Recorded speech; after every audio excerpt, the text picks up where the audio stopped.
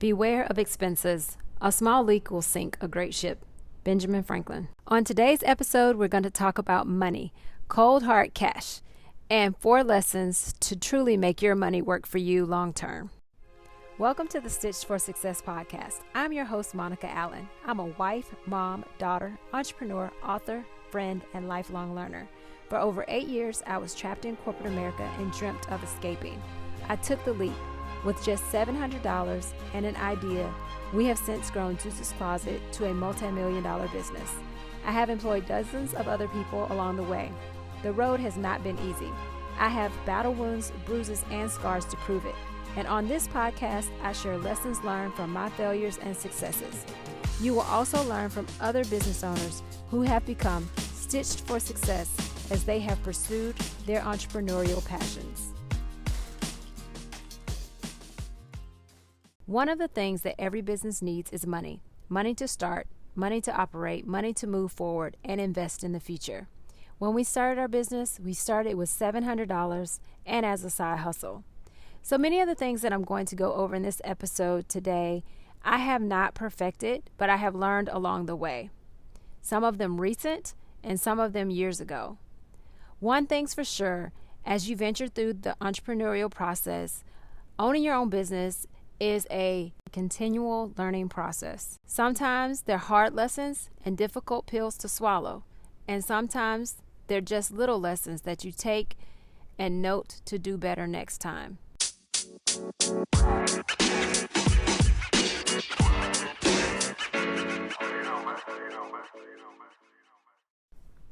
So let's hop into these 4 lessons. Lesson number 1, reserve some. And we're talking about money. I have said this in previous podcast episodes, but you always want to make sure you save a percentage of every dollar you earn, starting from the very beginning. If you've been in business for a few years and have not yet started saving, start saving 10% of every dollar you make.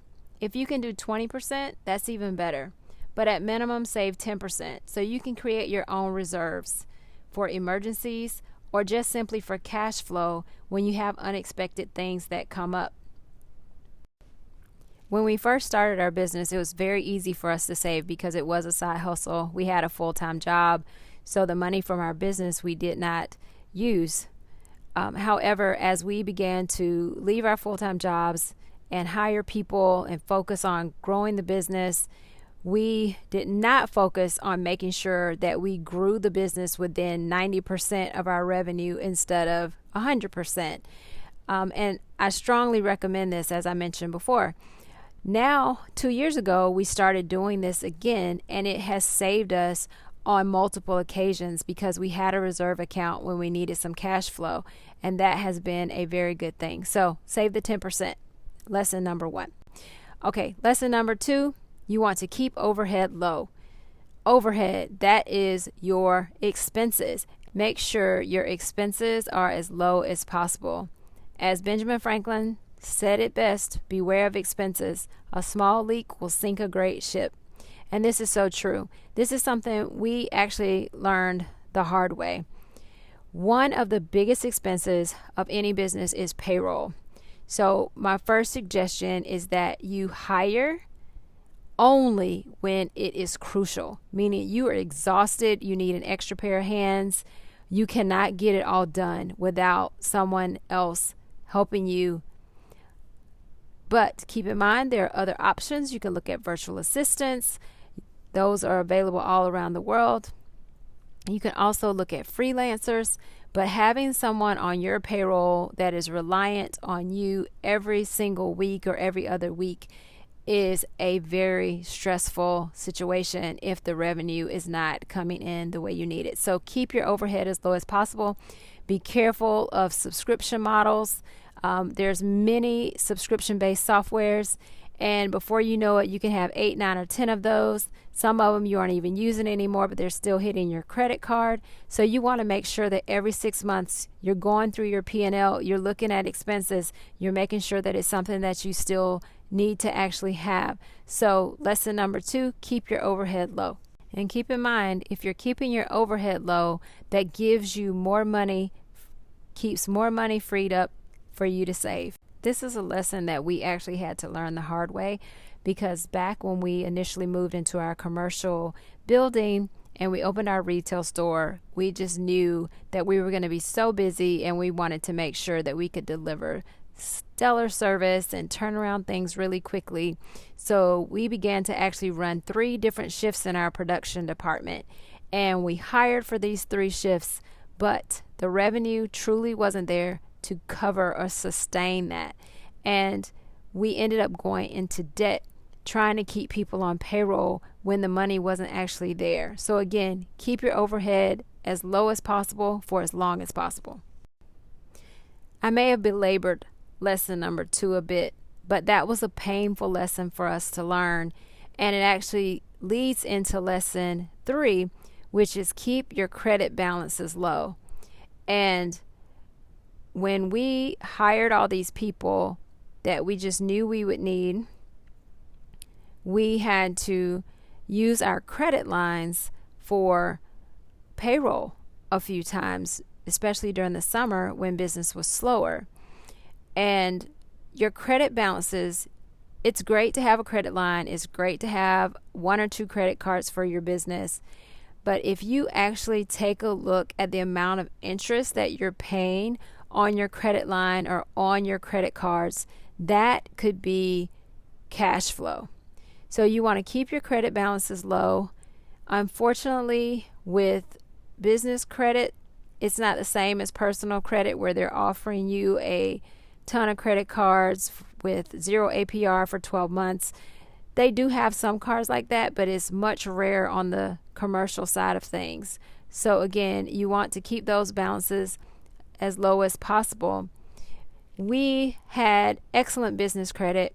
And so in 2014, when we ran across a bumpy patch, we used our credit cards a lot. We used our credit lines. And honestly, we're still paying the price for that. And it is so frustrating when I look at our bills and I see those interest charges. So that is where our focus is in 2020 as well as 2021. We are focusing on paying down those balances so we will free up that cash long term. So that was a recent lesson. Learned it a long time ago, but I'm still paying the price for that. So keep those credit balances low is lesson number 3. And last but not least, lesson number 4 is own it. Now, back in 2009, when Ethan and I decided that it was time for us to move out of our home basement, we looked at leasing commercial space for our store and production facility. But when we looked at the price points, they were really high. And when we compared it to a mortgage actually made more sense. And we felt like we're also investing in commercial property that hopefully would appreciate over time. And it has, due to the growth in the area. But recently, 2.5 years ago, when we opened our second location, we decided to lease a space. And though hindsight, of course, is always 20/20, but we never even considered looking at a mortgage, and we should have, because that would have been another piece of property to add to our property portfolio. In addition, we would not be paying rent to landlords who honestly aren't that great. They are poor bookkeepers, and they don't do anything to help us maintain our space. So the frustration is endless with this current lease that we are in and that I cannot wait to get out of in 2.5 years. So if you can, own it, make it yours, add it to your portfolio, diversify your money, diversify how you're investing your money. So that's my lesson number 4. I won't dwell on it too much, but if you can own it, own it. And that thought came to us from people that we have looked up to for years. Oprah Winfrey, Tyler Perry, they both own their studios. They both own their intellectual property.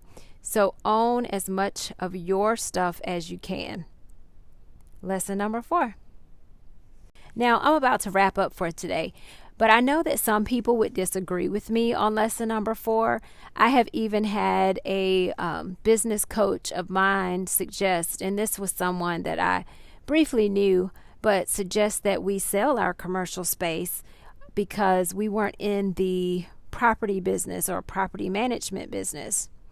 But I did not listen to that because I feel like there is no more land to be made, and if you can own a piece of it, you should do so. Again, I know some people may disagree with me, but I think if you can own it, own it.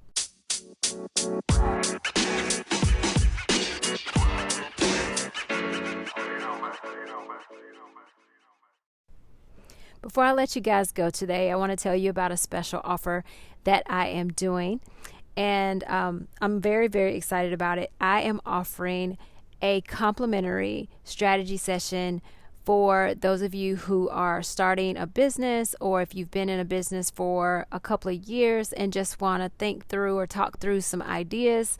I want to help you. So if you go to my website, and it's stitchedforsuccess.com, and click right at the top of the page to complete the form, I would love the opportunity to have this complimentary strategy session with you. So please go to the website, stitchedforsuccess.com, and hopefully we'll have a live strategy session very soon. Thank you so much for joining me today. I would love to continue this conversation with you on Instagram at Stitched for Success. If you have additional money mistakes you've made, please share them. If you have ideas or thoughts on my 4 lessons, I would love to hear about that as well. Again, that's at Stitched for Success on Instagram. Again, I'm your host, Monica Allen. I have a love and passion for all things small business. If you are a budding entrepreneur thinking about starting your own business, or if you have been running your business for a few years, I want to help you. Each morning I post an inspirational quote on Instagram that hopefully helps get your day off to a good start. I would love if you would subscribe and rate this podcast. Also, please share it with a friend. If you have any questions or thoughts, please direct message me via Instagram. It's always a pleasure to have you join me. Thank you and have a great one.